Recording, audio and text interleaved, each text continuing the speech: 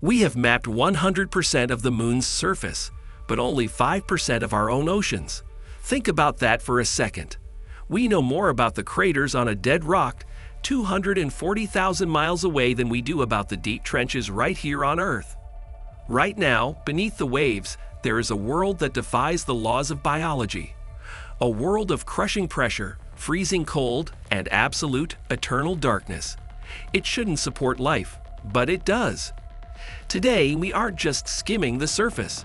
We are diving 36,000 feet down, layer by terrifying layer, to find the monsters that science didn't believe existed, until they were caught on camera. And trust me, the thing waiting at the bottom, it's been watching us the whole time. The Twilight Zone, 200 meters to 1,000 meters. Welcome to the Twilight Zone. At 200 meters deep, photosynthesis stops. This is the edge of the visible world.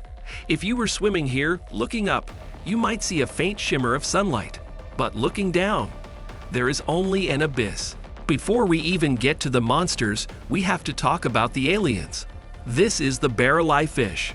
See those green orbs inside its transparent head?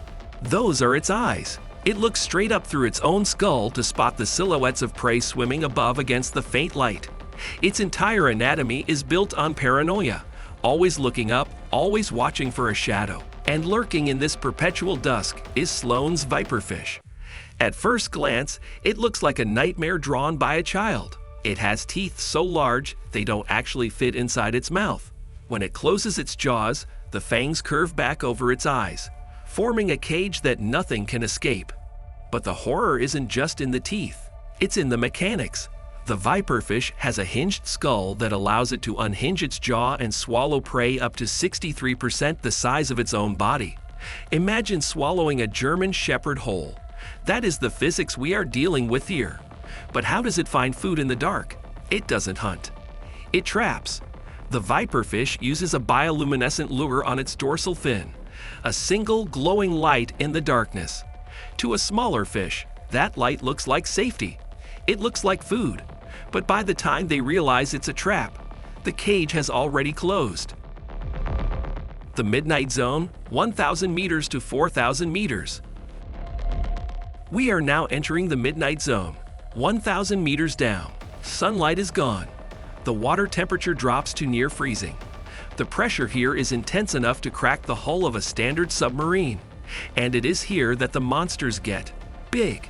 For centuries, sailors told stories of the Kraken, a beast that could drag ships under. We thought it was a myth. Then we found the giant squid, growing up to 43 feet long. This isn't just an animal. It's a living school bus made of muscle. Its eyes are the size of dinner plates, the largest eyes in the animal kingdom, evolved specifically to spot bioluminescence in the pitch black. But wait, there is something arguably worse: the colossal squid. It's shorter than the giant squid, but significantly heavier. And while the giant squid has suckers lined with small teeth, the colossal squid has rotating, swiveling hooks. It is built for war. But the scariest part about the giant squid isn't seeing it. It's seeing what it fights. We rarely capture them on film, but we know they are down here because of the scars we find on sperm whales. Circular, serrated suction marks, some the size of hubcaps, burned into the whale's skin. This means that somewhere in this crushing darkness, titanic battles are happening right now. Two leviathans locked in mortal combat, silently tearing each other apart where no human eye can see them. And the scars suggest that the squids we found might not even be the biggest ones down here. The Abyssal Zone, 4,000 meters to 6,000 meters. Deeper, we have reached the Abyssal Zone, the bottom of the average ocean floor. It is silent here. The pressure is equivalent to having an elephant stand on your thumb. You would be crushed instantly. But looking around, the floor is moving. Meet the sea pig. These aren't pigs, but a type of deep-sea cucumber. They look like bloated, waterlogged flesh crawling on inflated legs. And they don't travel alone. They move in massive herds, sometimes hundreds at a time, scouring the sediment. They feed on marine snow. It sounds poetic, but it's actually the rotting debris falling from the surface miles above. feces, dead plankton, and decaying animals. The abyssal zone is essentially the planet's graveyard. When a whale dies and sinks, it creates a whale fall. For the creatures down here, this is a feast that lasts for decades. Look closely at the bones. Those red plumes? Those are Osedax worms, also known as zombie worms. They have no mouth and no stomach. Instead, they secrete an acid from their skin that dissolves the whale's bones, allowing them to absorb the fats inside. In this alien landscape, death is the only thing that sustains life. It's a grim, silent ecosystem of scavengers waiting for the next corpse to rain down from the heavens. The Hattle Zone, 6,000 meters to 11,000 meters.